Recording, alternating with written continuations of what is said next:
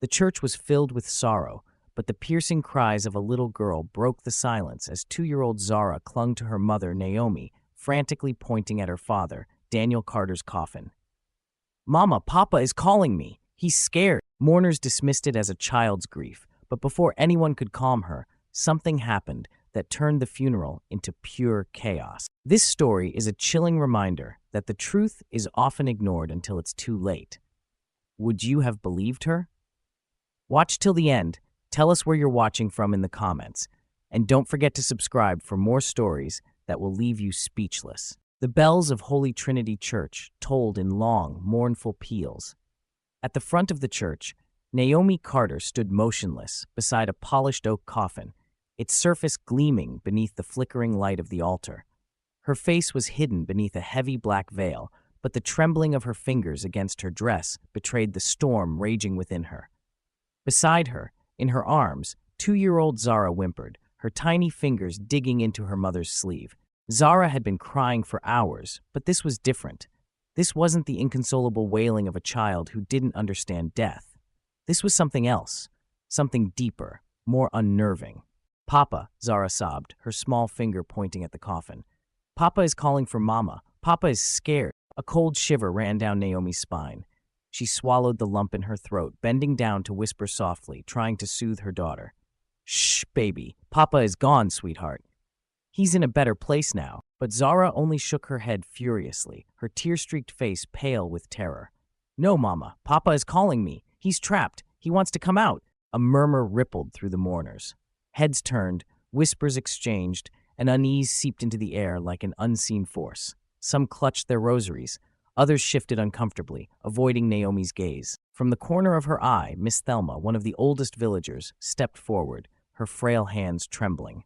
She whispered, barely above a breath, "Children see what we don't, Naomi. Their eyes aren't clouded by the world like ours. If she says he's trapped," she trailed off, but Naomi caught the meaning. A chill ran through her veins. It was just Zara's imagination. It had to be, didn't it?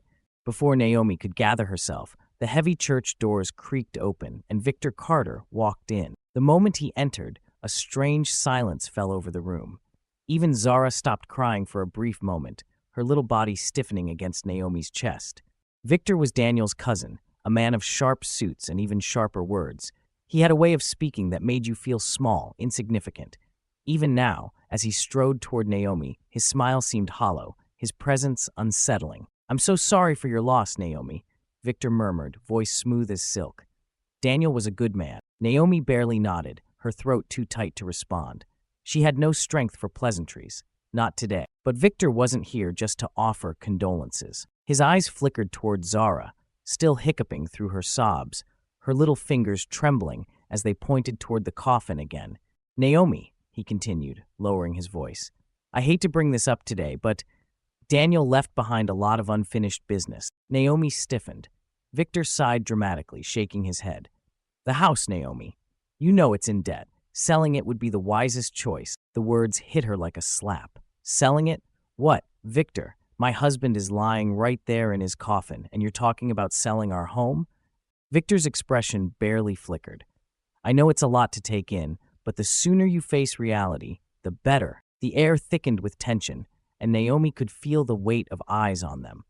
The villagers, the priest, even the undertaker waiting to seal the coffin, all listening. Zara's sobs grew louder, more desperate. "Mama, Papa is knocking. He's knocking." A single chilling sound echoed through the church. Thud, a heartbeat of silence. Then again, thud, thud. A sharp gasp escaped someone in the crowd. A woman clutched her chest, her eyes wide with fear. Naomi's breath caught in her throat. Did anyone else hear that? The room remained deathly still. Victor's jaw tightened, his hands clenching into fists at his sides. "It's just the wood settling," he snapped, too quickly, too forcefully. Naomi barely heard him. She was too focused on the coffin, the place where her husband lay. But now, standing this close, staring at the gleaming wooden surface, she realized something. The knocks, they weren't coming from the outside. They were coming from within. The church fell into an eerie silence, the kind that made the hairs on Naomi's arms stand up. Every pair of eyes was locked on the coffin, the wooden surface gleaming under the flickering candlelight. The thud had not been an accident, nor a figment of a grieving mind. It had been real, too real. Naomi's breath quickened as she stared at the casket, her pulse thundering in her ears. Zara clung tightly to her mother, her little hands balled into fists. Her tiny chest heaved with shallow, frightened breaths as she whimpered, "Papa is scared, Mama. He's calling me." The finality in her voice sent a shudder through Naomi.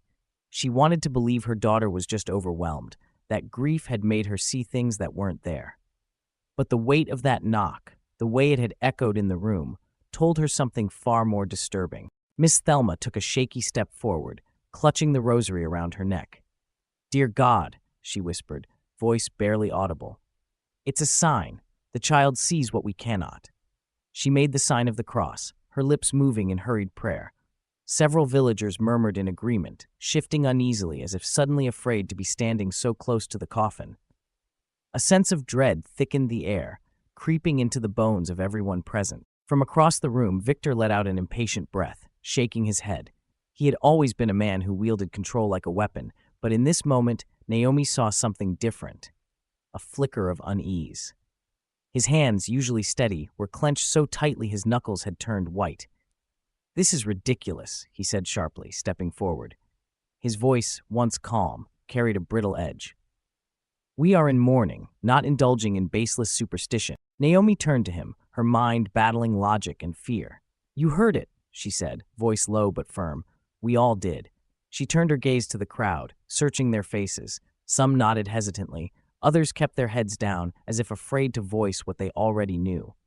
The unease was growing, thick as fog, impossible to ignore. Victor let out a forced chuckle, though there was no humor behind it. "It's the wood," he insisted, his eyes flickering between Naomi and the casket. "Coffins shift. Wood contracts. That's all it is." His words should have reassured them, but the way he refused to look directly at the coffin made Naomi's stomach tighten. Before anyone could respond, the sound came again. Thud, thud, louder this time, more insistent. Gasps rippled through the mourners, some stumbling back, gripping the pews for support. Naomi felt her chest constrict as the air in the room grew colder. Zara, still pressed against her mother's chest, let out a broken sob. "Papa wants to come out," she whispered. "Mama, we have to let him out." The panic that had been simmering beneath the surface boiled over. A woman in the back let out a sharp cry, clutching her husband's arm. An elderly man shook his head, muttering something under his breath. Naomi could see the fear spreading, taking root in every person inside the church. Victor's composure cracked. "Enough," he barked, his voice cutting through the hushed chaos. He turned to Naomi, his jaw clenched. "You need to stop this nonsense before it turns into hysteria." His tone was harsh, but Naomi noticed how his breathing had quickened. His forehead glistened with sweat. Before Naomi could respond, the church doors flew open with a loud bang. Everyone turned sharply, and there, standing in the entrance, was James Mitchell, his chest heaving as if he had run all the way from town. His clothes were slightly disheveled, his usually composed face twisted in urgency. His dark eyes scanned the room before locking onto Naomi. "I just heard," James said breathlessly, striding forward. "I got here late, but there's something you need to know." His voice, low but intense, sent another ripple of unease through the gathered crowd. Naomi's mouth was dry, her mind barely able to keep up with the whirlwind of emotions. "What is it?" she asked, though deep down she already sensed it was something terrible. James exhaled, his jaw tightening. "It's about Daniel," he said, lowering his voice. "Before he died, he told me something about Victor." His gaze flickered toward Daniel's cousin, who had suddenly gone very still. Naomi followed James's gaze and saw it, the slight tremor in Victor's hand, the way his lips pressed into a thin line. A heavy silence settled over the church. Naomi felt her heartbeat hammer against her ribs, the air between them charged with something dark and unspoken. "What about Victor?" she pressed, her voice stronger now. James's expression hardened, and when he spoke, his words were razor sharp. "Daniel said Victor was pressuring him. He kept pushing him to sell the house, but Daniel refused. Then the next day, he was dead." The words hit Naomi like a cold slap. Something inside her cracked open, a flood of realization and dread pouring through. She turned sharply toward Victor, her stomach twisting into knots. He had been pushing her to sell the house since the moment he walked in today. Victor, sensing the shift in the room, took a step back, shaking his head. "That doesn't mean anything," he said, but his voice wasn't as steady as before. "We all knew Daniel had debts. I was only trying to help." "Help?" Naomi's voice rose, emotion thick in her throat. "Daniel was fine. Then suddenly, out of nowhere, he dies, and you're the first one trying to take his house?" The weight of her words seemed to sink into the mourners, their expressions shifting from confusion to something more dangerous, suspicion. Before Victor could defend himself, another knock pounded from inside the coffin, this time so loud that it sent a few villagers staggering back in horror. Naomi's blood turned to ice. The sound was no longer subtle, no longer something that could be ignored. This was real. It was deliberate. And it was coming from inside Daniel's coffin. The panic reached its breaking point. Women clutched their mouths, gasping in terror. Some of the men stepped back, their faces pale as ghosts. Someone let out a strangled cry. "Dear God, what if he's still alive?" Victor's face had drained of all color, his mask of control completely shattered. Naomi could see it now, the fear, the raw, unfiltered panic in his eyes. James's voice, cold and unyielding, broke through the chaos. "We need to open that coffin." Victor snapped his head toward him. "No." His voice cracked, the desperation in it unmistakable. "No one is opening that coffin." But his protest only made it worse. His refusal to even consider checking inside made every suspicion solidify. Naomi no longer had any doubts. Something was terribly, terribly wrong. The church filled with the sound of hurried whispers, the rustling of skirts and shifting feet as people debated what to do. Some wanted to run, to pretend this wasn't happening. Others were frozen in place, too afraid to move. Naomi, however, was done being afraid. She turned to James, locking eyes with him. "Open it," she said. Victor lunged forward, fury and panic twisting his face. "You can't!" James moved swiftly, stepping in front of Naomi, blocking Victor's path. "Try to stop me," he growled. Victor's hands balled into fists, his eyes darting wildly between them. His breathing was ragged, sweat pooling at his temples. The coffin thudded again, as if whoever was inside was using the last of their strength to be heard. The truth was about to be uncovered. And Naomi wasn't sure if she was ready for it. The church had become a tomb of its own, suffocating under the weight of terror and disbelief. Naomi could barely breathe as the sound of her own heartbeat thundered in her ears. She felt Zara trembling against her, her small body racked with silent sobs. The weight of every eye in the room was on the coffin now, no longer an object of grief, but of fear. James squared his shoulders, stepping toward the casket, his fingers grazing the polished wood. His expression was unreadable, his jaw set in steely determination. "We have to do this," he said, voice unwavering, though Naomi could sense the tension simmering beneath the surface. "If Daniel is still in there, still alive," his voice broke slightly, and he swallowed hard. "We can't let it be too late." Victor, who had stood frozen in place, suddenly snapped to life, lunging forward. "No," he shouted, his voice raw with desperation. "You can't open it. This is madness." He grabbed James's wrist, his grip shaking. "He's gone. We have to accept it and move on." James wrenched his arm free, his sharp glare locking onto Victor. "Why are you fighting this so hard?" he demanded, his voice like ice. "What the hell are you so afraid of?" The room collectively held its breath. Victor had spent his entire life masking his emotions behind his confidence, his charm. But now, in this moment, under the weight of his own panic, he was unraveling. His breathing was shallow, his eyes darting to the coffin as though it were a ticking bomb. Naomi's blood ran cold. "He knows something." Miss Thelma, her frail hands still clutching her rosary, took a step forward. "This is not natural," she whispered. "The child said she heard him, and now we all hear it too. There are things in this world we cannot explain, but if there is even the slightest chance that Daniel is alive, we cannot ignore it." Whispers spread through the church, a ripple of uncertainty and fear. Some of the villagers still clung to their belief that this was an omen, that disturbing the coffin would invite misfortune. But others, those with doubt flickering in their eyes, knew there was only one thing to do. Margaret, a middle-aged woman standing near the back, clutched the edges of her shawl. "If he's alive," she said softly, almost as if speaking the words aloud made them more horrifying. "If we bury him today, it will be murder." A sharp, choked sound tore from Victor's throat, and Naomi turned just in time to see his entire body tense. He looked trapped, like an animal backed into a corner. His panic was no longer just about opening the coffin. It was about what they would find inside. James turned to the funeral director, an older man who had been standing near the doors, his face pale with uncertainty. "Get the tools. We're opening it." Victor lunged forward again, this time with pure desperation, grabbing at James, grabbing at anyone who would listen. "No, you can't. You don't understand." His voice cracked. "You'll regret this. We all will." Before Victor could make another move, James shoved him back with a force that sent him staggering into a pew. Victor let out a strangled cry as he hit the wooden surface, but no one moved to help him. The entire church had turned against him now. The funeral director, though hesitant, grabbed a crowbar from the set of tools resting near the altar.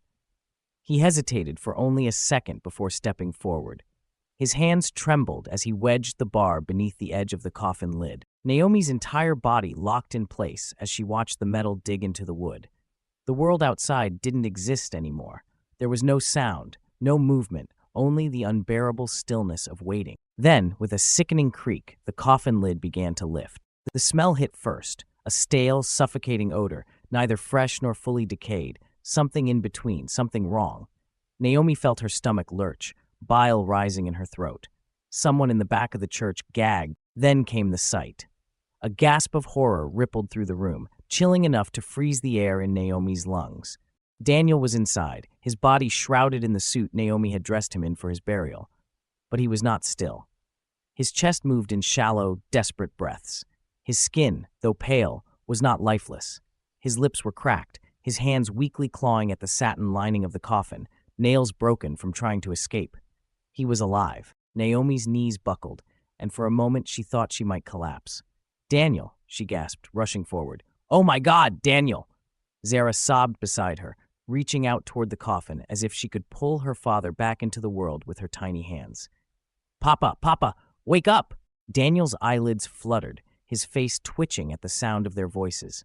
Then, with a shuddering gasp, he sucked in a breath so sharp, so desperate, it sent another wave of horror through the mourners. He had been conscious. He had heard everything. Naomi choked back a sob, touching his face, feeling the cold sweat on his skin.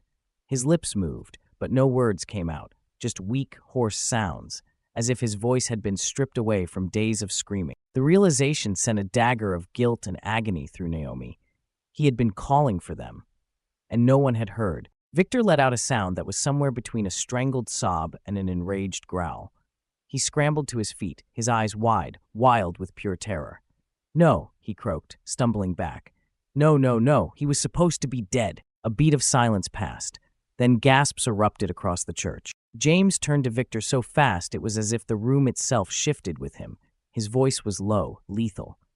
"What did you just say?" Victor's entire body shook violently, his back pressed against the pew as if he could melt into it.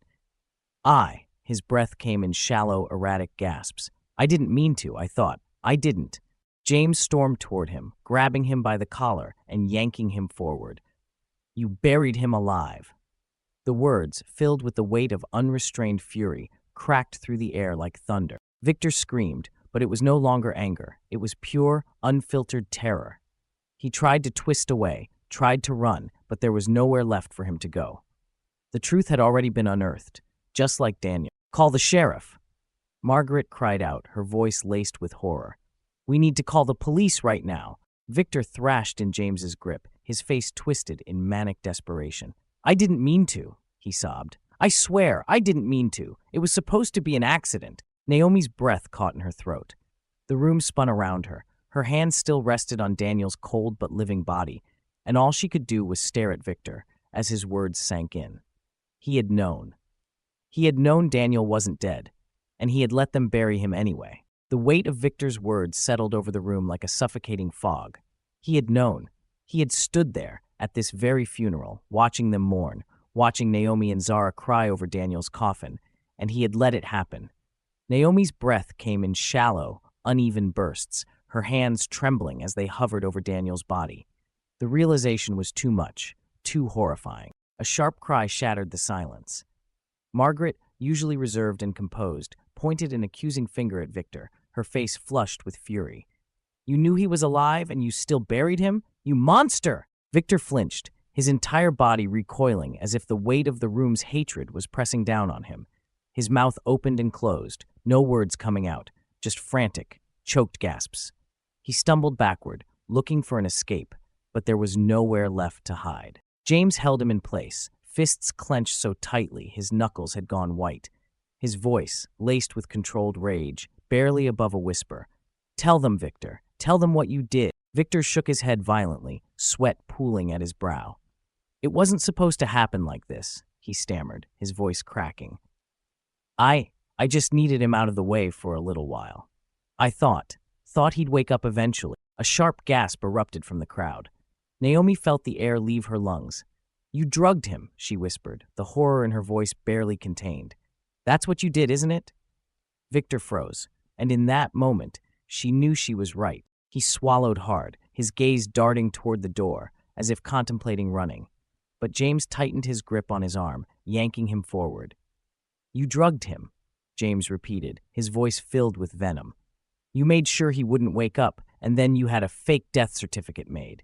You planned this." Victor let out a strangled sob, his entire body trembling. I didn't mean for it to go this far." His voice was shrill now, breaking under the pressure. "I just wanted him scared enough to reconsider selling the house. But then he wouldn't wake up, and I panicked. I thought he was already gone." The entire church erupted. Cries of horror and disbelief filled the air. Naomi gripped the edge of the coffin, bile rising in her throat. "So instead of calling for help, you had him buried alive?" Her voice shook with fury, and before she knew what she was doing, she lunged at Victor. Her palm connected with his cheek, the sound of the slap echoing through the church. Victor stumbled, clutching his face, but Naomi wasn't finished. She grabbed the front of his jacket, her face inches from his. "You left him in that coffin to die, and then you stood here today, pretending to grieve?" Her nails dug into the fabric, her body shaking with rage. Victor let out a pitiful whimper, but Naomi saw it now. He wasn't sorry. He was just terrified of being caught. A deep, authoritative voice cut through the chaos. "That's enough." Naomi turned to see Sheriff Anderson standing in the doorway, 2 deputies behind him. The sheriff's face was unreadable, but there was a cold fury in his eyes. "Someone explain to me what's going on here," he demanded. Before anyone else could speak, Miss Thelma stepped forward. She wasn't the frail old woman Naomi had always seen her as. No, now she was a force of justice, her voice strong and unwavering.